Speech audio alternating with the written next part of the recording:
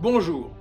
La consommation des œufs a réellement démarré à partir de 2500 ans avant Jésus-Christ, lorsque les hommes, pour subvenir à leurs besoins, décidèrent de se lancer dans la domestication et l'élevage des volailles.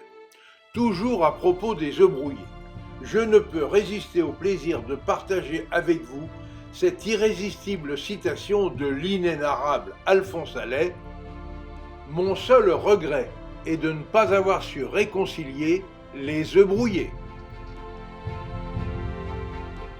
Pour la réalisation de ma recette, j'ai commencé par éplucher et ciseler une échalote rouge que j'ai ensuite fait dorer au beurre.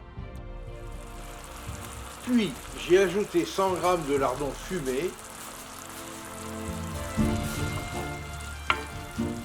et, après quelques minutes, j'ai ajouté une grosse poignée de champignons bruns préalablement émincés et j'ai laissé réduire l'ensemble à feu doux, assaisonné de fleurs de sel et poivre du moulin.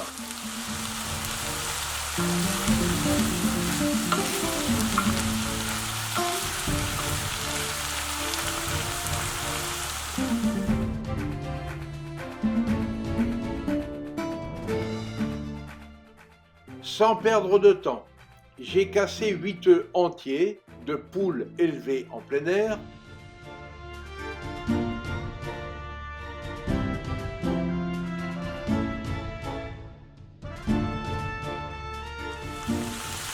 Dans un saladier, sans les battre, et je les ai ajoutés aux champignons et lardons, tout en remuant le tout tout doucement à l'aide d'une cuillère en bois.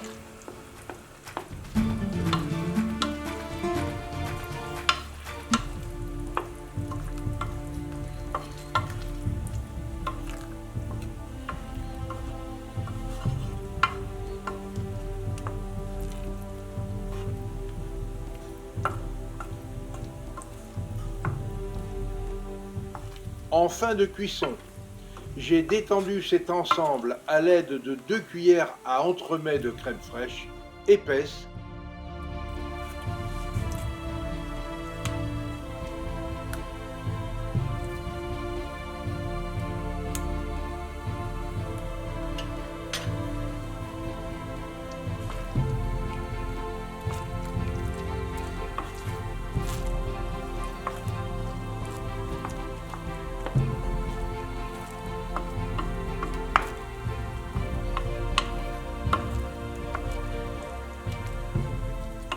Puis j'ai rectifié l'assaisonnement avec de la fleur de sel et du poivre du moulin.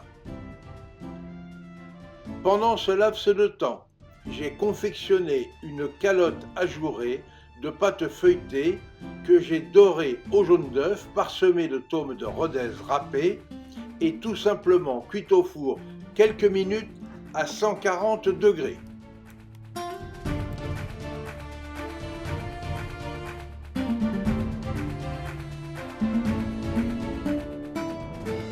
Voilà, tous mes ingrédients étant prêts. J'ai commencé par dresser les œufs brouillés dans des coupelles individuelles chaudes. Et juste au moment du service, je les ai recouvertes de cette calotte ajourée de pâte feuilletée à la tôme de Rodez râpée et nous sommes aussitôt passés à table pour nous régaler. Sans oublier bien sûr d'accompagner ce mets savoureux d'une bonne salade de mâche assaisonnée à l'huile de noix et d'un bon vinaigre de cidre artisanal.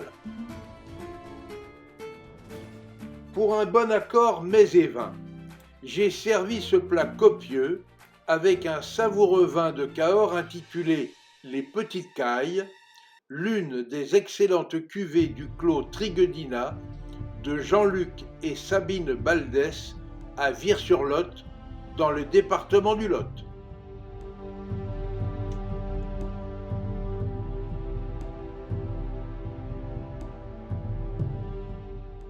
Bref, avec cette toute nouvelle recette, nous avons obtenu une fois encore, et pour notre plus grand plaisir gustatif, un accord mets et vins parfait. Et n'oubliez pas, Pour suivre facilement mes recettes et nos reportages, abonnez-vous à notre chaîne Escapades et Découvertes TV. Vous y découvrirez aussi nos accords mets et vins. Et notez bien que l'abonnement est gratuit. Et surtout, obligez-vous à faire travailler les producteurs locaux de vos régions. Vous participerez ainsi à la sauvegarde des artisans du goût français.